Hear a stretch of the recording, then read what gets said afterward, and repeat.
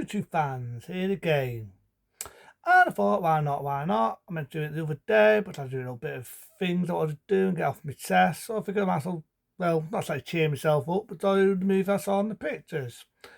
I remember doing it on Saturday night in the movies, that being Nosferatu. No, I never get the word right, so forgive me. Nosferatu or Nosferatu. Now, people don't know what the fuck I'm on about. It was the very first Dracula film before Dracula. And the history is more interesting than the one I saw, believe me on that. But I don't hate it. I'm not going to have a big rant like Rambo for Life did and all this. I was just a little bit disappointed. But it's just my opinion. People might love it, people might hate it. It's making money as I'm speaking anyway. So, Nosferatu, the original, is Dracula before Dracula. Now, let's do the history of the film before I go on with the review. In 1972, they was going to do Dracula, taking off Bram Stoker's Dracula. But the book writer was still alive and they couldn't do it. They couldn't have the rights to do Dracula. If they did, they would have got sued. So in 1972, they did what they would say their own version of Dracula, being Nosferatu.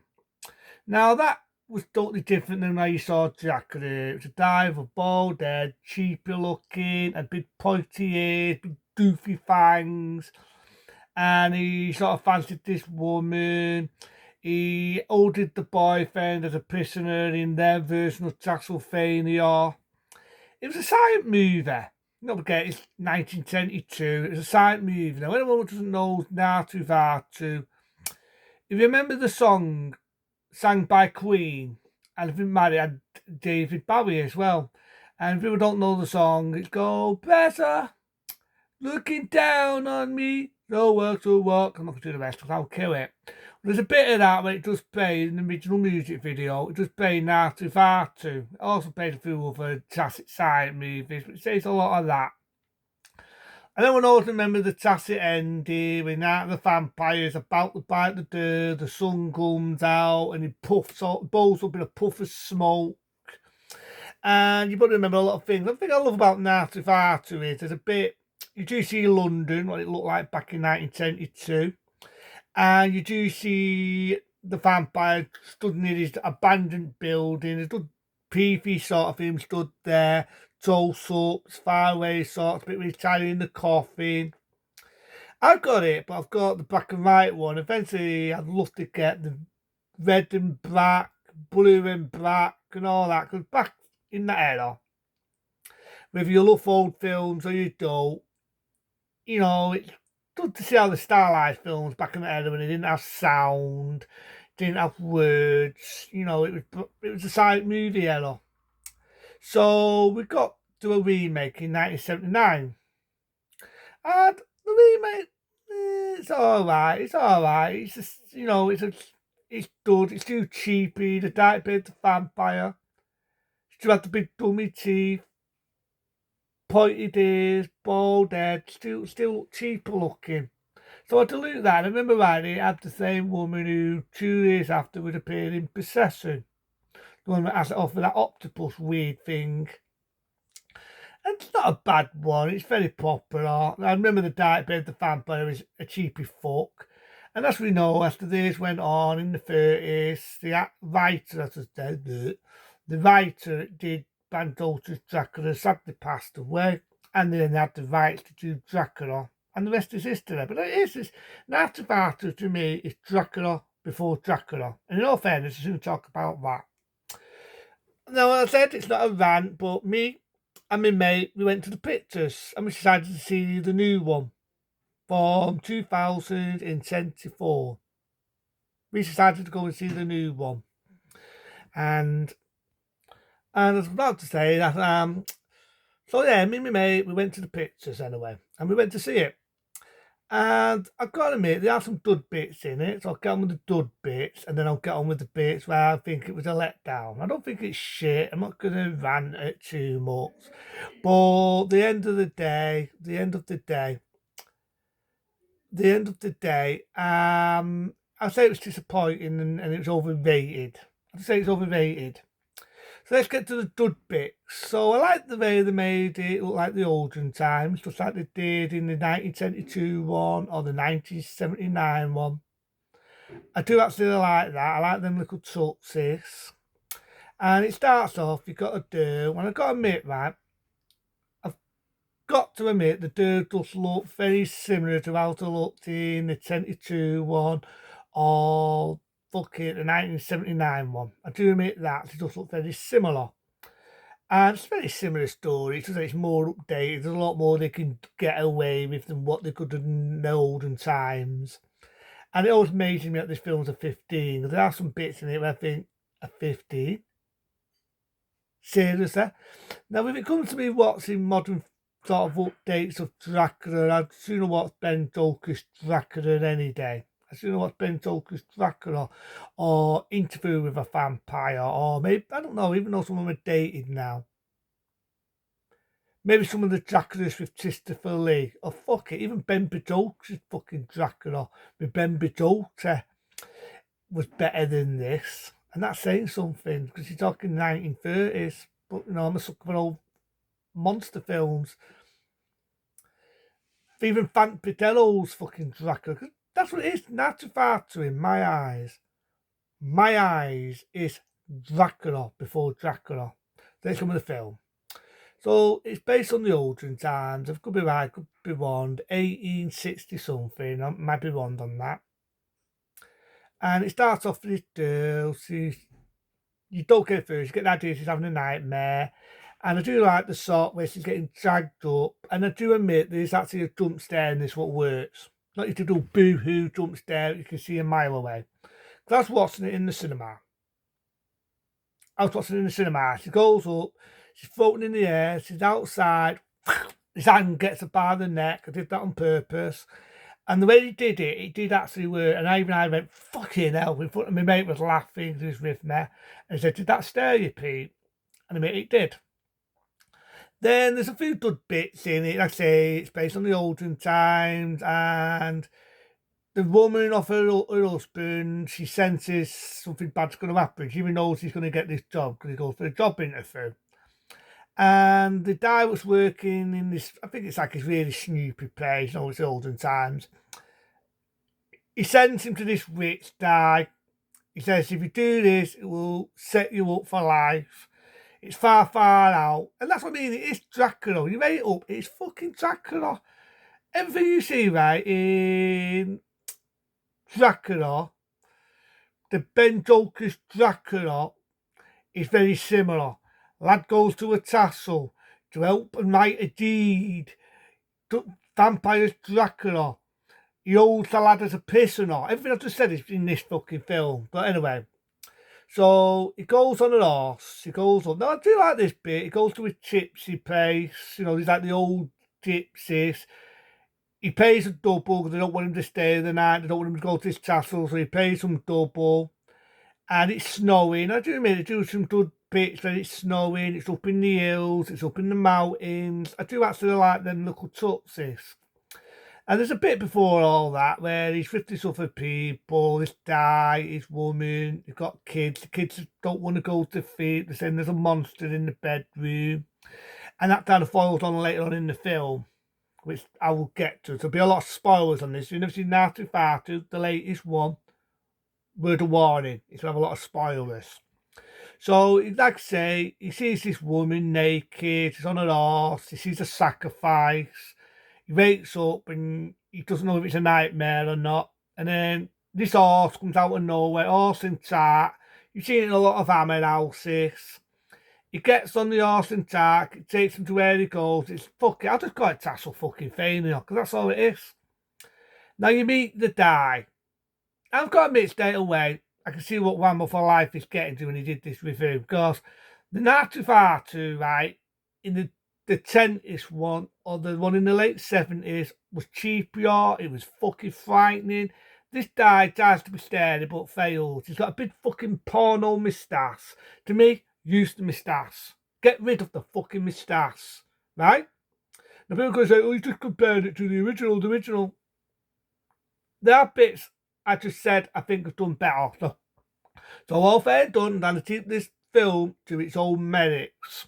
See, even I can be fair. So the mistas to me was just off-putting, and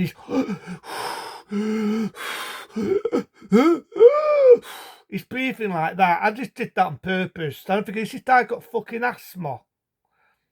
Then there's a bit where the lad cuts his finger, he goes to clean his finger, you see a toast up off him, he panics, and I'm not sure if he passes, I think he passes out.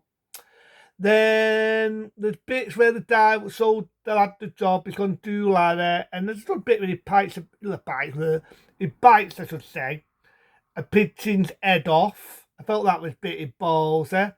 There's a bit where he breaks out, bites his poor guy's fucking jugular off his neck. And I sort of looked at him as being the fence field of Dracula, but more of this guy. You know, he's eating bugs, he's killing rats, he's eating fucking pigeons' heads off, and so on. Now, the lad gets older pissing her a few times. He mentions about the gypsy and he goes ape over it. I said, be quiet! Which even shits me up a little bit. And the lad manages to get away. He breaks away anyway. And I mean, there's some good stylish bits. But again, it just reminds me of Ben Bidotti's fucking Dracula, which I felt was done better. It was done better. The one in 1992, right, the Ben Bidotti's Dracula was done a lot better, Ben Bidotti. But you know what I'm on about. Can't think of the name of the film. But let's just say at the moment, yeah, Ben Bidotti was the one from 1931. Oh, I get my offensive there. But the one from 1992, everybody knows it, with Anthony Hopkins as Van Helsing. I felt that was done better. In this, if I want to see it done better, I'll just watch that one. I watched the one what was more faithful to the book out of all the Dracula films. Because again, he falls, he gets rescued, just like it did in the 1992 version. And then he gets on a ship. I mean, there's a good jumps there, but this one I saw a mile away. Guy opens the coffin, there's loads of rats, jumps out, bites the guy's jugular. Then you meet sort of like the Van Helsing character, which does helps them out. And the dude gets possessed, the one who the fucking Nosferatu wants to get his end away, and he does in the film. And so on, and then it gets to a really good scene. I've got to admit, I dilute the film for this. Because remember the bit where I said about the kid saying there's a monster in the bedroom? Well, what happens is, at first, he's sick, he's ill, but the guy who's mates for him is a bit of a dick, he fucks him off. There's a good bit where the girl who's her mate gets attacked by rats. She's still alive. But then people start dropping off like flies. I'm not sure this was there when they had the Black Death, you know, rats and all that. But as the film goes on, the woman wakes up and she goes in, the bedroom, and they do it professionally, I'll give it that. You see the saddle of the kids, and you've got the idea the vampires killed two of the kiddies. Professionally done, it's not too in your fucking face, and you got the idea he finishes her off. Then the guy is all emotional, he's crying, and then it's a finish and he's a vampire. And I've got to admit in this film, you don't hear the word vampire in it. It's not like Statewood and States to the Art, Sunlight, Tossis, Holy Water, and all this. But he's a fucking vampire. Come on, it's Nosferatu, and it was the first Dracula. And they go to attack him, they go to his castle, they find he's not there, and he goes to that woman, the one who had the nightmare of him, and I know in the 1979 one, right, was once you see where he's biting her on the neck and he's got his hand on her tit, right, he's got his hand on her boobs where he's fucking biting her neck. In this, it's like, let's do one fucking better. Let's do one better. So she undoes her blouse, she's got her tits out. I'm not bullshitting you, it's a word of warning, I'm going to spoil it. Anyone's not seen the 2024 one? Fuck it, I'm going to spoil it. Right, word of warning, I'm going to spoil the ending, but only half of it. So he's Unlike the 79 one where the vampire's trucks in a tit and he's sucking the blood out of his neck, they had to do one better at all. So, let's do one better. She takes her top off, she's got her tits out. I'm not making this up, I'm not talking about the porn version, this is in the film. And you get to see him at last. He looks beastly looking, but to me, I just didn't think it was as frightening as the one in the 1972 one, nor the 79 one. It was big, it was cheaper, but I just didn't think it was that scary. He's biting the blood off her tits. For some reason, he's getting horny. He's saying the sunlight's going to kill me. She's saying, no, a bit more, a bit more. So he's on top. He's down the mountain. I can forget this bit. The boyfriend, when the girl's crying, he jumps on her and humps her as well, thinking that's going to do something. Doesn't he? Fuck all. And I'm thinking all this film, mate, this the vampire, feeling fucking horny, wanting to get his end away. And I'm thinking he's killed all these people, given the Black Death, he killed 2 kiddies, he killed a woman, blah, blah, blah, just so he can get his fucking end away. Just so he could get his fucking end away. Give me a fucking break. So he's biting this woman's tits, he's lost track of the time, the sunlight comes out and kills him. The lad comes out, word of spoilers. So, I mean, this to me, right, word of warning, I'm not going to spoil the ending, but unlike the 72 one, or maybe the 70s one, had a satisfying, happy ending, word of warning. This time has a downbeat ending. So it's similar to the same. He comes in, like I say, it's morning almost. Unlike the original, he goes to bite a neck and the sun comes out and blows him to smoke. In this one, he has a bit of hanky panky. And I think you've done all this just to get your end away. Seriously, pal. Seriously. So he's biting blood off his breasts, he's naked, and the sun comes out, destroys him. That's what I said, word of warning. And it ends. But to me, I don't know. I don't hate the film, but I just felt it was a bit disappointing.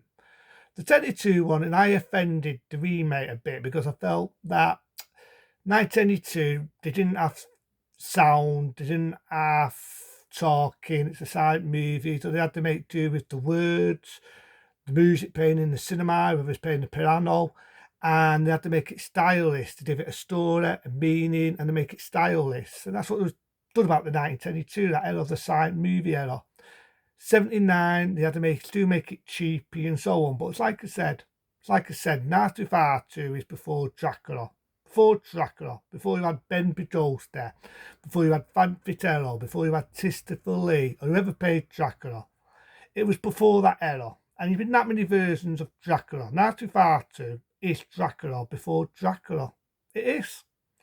And, you've seen the story before, but there are bits where I like it, and there's bits where I do feel it's a bit of a letdown. You know what I mean? But it's a bit hit now. People are going to see it, but to me, I've seen it that many times. Dracula, Nosferatu, whatever you want to call it, I've seen it that many times. It's a piece of it. I like the fact it's done on the olden times. But as the film goes on, I do feel it drags. It fucking drags. And all this just so the vampire can get his end away. That's how I see it. You know what I mean? The Dracula from the 92 one, I just felt had more of a love story. You felt that the vampire had a reason for getting this dirt, and this, he just wanted to get his fucking end away. That's how I saw it. He kills kiddies, and he's a beast. I do they make him a bit more of a beast in this. Would I watch it again? Probably not, but I appreciated it. It's not a film I'd watch again, but I appreciate it. You want to see an old school Doffit, similar to an Hammer House sort of feel. Yeah, it's okay, but it's not a film I go do rally on when it comes to vampire films. I just said it. I'd probably watch Christopher Lee. I'd probably watch Ben Bedosty's Dracula. I'd probably watch the original Nosferatu. Whatever, but there you go. That's how I think about it. I'll be generous because I do think it's good to see an old school Gothic sort of vampire film, and they do actually use a bit of practical effects. Shock horror, something you don't see anymore. So I will give it that. So I'll give it a 3, but it's not a film I go do rally on. But I don't hate it, but I do think it's a step down to the original one. But it's alright. That's what I'm going to say about it. It's alright. But until then, be smart, be safe. See you later.